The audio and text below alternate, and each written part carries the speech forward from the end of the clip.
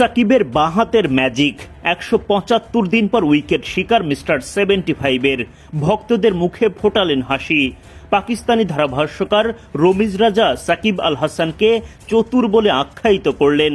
Wicket হারিয়ে সাকিবের চালাকি হারে হারে টের পেলেন জেমস ভিন্স। যদিও এক ওভারে মাত্র ৪ রান খরচায় ১ উইকেট শিকার করেও দুর্ভাগ্য সাকিবের। লাহোর কালান্দার্স অধিনায়ক শাহিন শাহ আফ্রিদি সাকিবকে বোলিংয়ে আনতে করলেন গড়িমসি।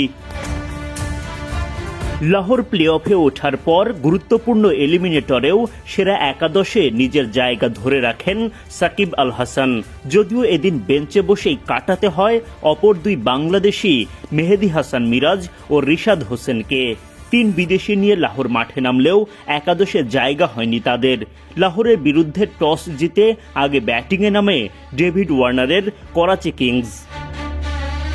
কিংসের ৭ম ওভারে লাহোর অধিনায়ক শাহিন শাহ আফ্রিদি প্রথমবারের মতো বোলিং আনেন সাকিবকে। ডট বল দিয়ে শুরু, এরপর টানা ৪টি সিঙ্গেল। আসল ভেলকিটা দেখালেন ওভারের শেষ বলে।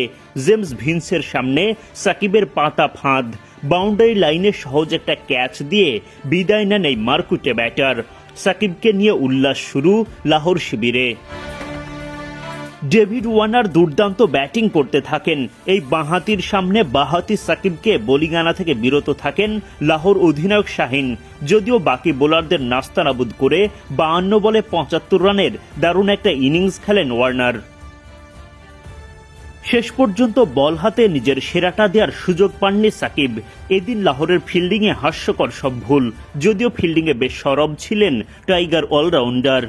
কিংসের ৭ম ওভারে লাহোর অধিনায়ক শাহিন শাহ আফ্রিদি প্রথমবারের মতো বোলিং আনেন সাকিবকে। ডট বল দিয়ে শুরু, এরপর টানা ৪টি সিঙ্গেল। আসল ভেলকিটা দেখালেন ওভারের শেষ বলে। জেমস ভিন্সের সামনে সাকিবের পাতা ফাঁদ, বাউন্ডারি লাইনে সহজ একটা ক্যাচ দিয়ে বিদায় নেন এই মারকুটে ব্যাটার। সাকিবকে নিয়ে উল্লাস শুরু লাহোর শিবিরে।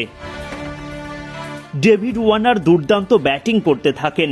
এই বাঁহাতির সামনে বাঁহাতি সাকিবকে বোলিং আনা থেকে বিরত থাকেন লাহোর অধিনায়ক শাহিন। যদিও বাকি বোলারদের নাস্তানাবুদ করে ৫২ বলে ৭৫ রানের দারুণ একটা ইনিংস খেলেন ওয়ার্নার।